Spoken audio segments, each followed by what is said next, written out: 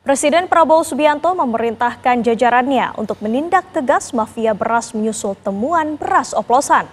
Polisi dan Kejaksaan turun tangan. Pemerintah juga memutuskan menghapus beras medium dan beras premium.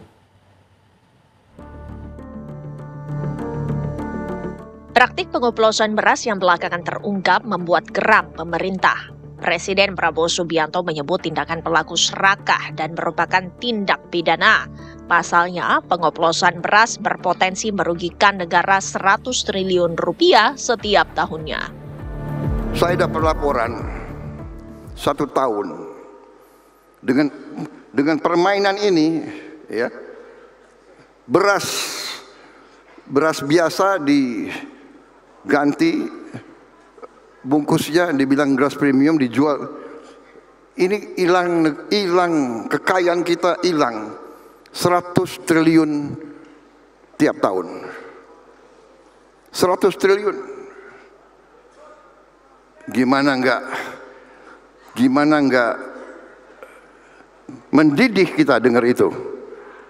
Berarti kalau saya biarkan ini terus, dalam 5 tahun kita akan hilang 1.000 triliun.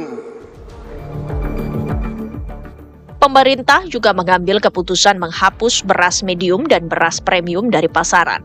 Nantinya hanya ada beras dan beras khusus.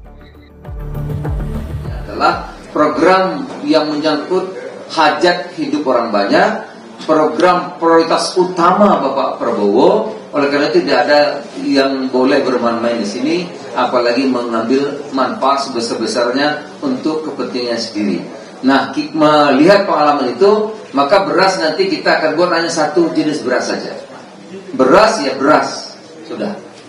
Ya, tidak lagi medium dan premium. Ya beras, ada satu lagi namanya beras khusus. Jadi cuma ada 2. Penegak hukum juga turun tangan mengatasi penyimpangan praktik pengoplosan beras. Kejaksaan Agung bakal memanggil 6 perusahaan beras untuk mengetahui mutu dan standar beras yang dijual. Kejaksaan sudah melakukan pemanggilan untuk terhadap 6 perusahaan.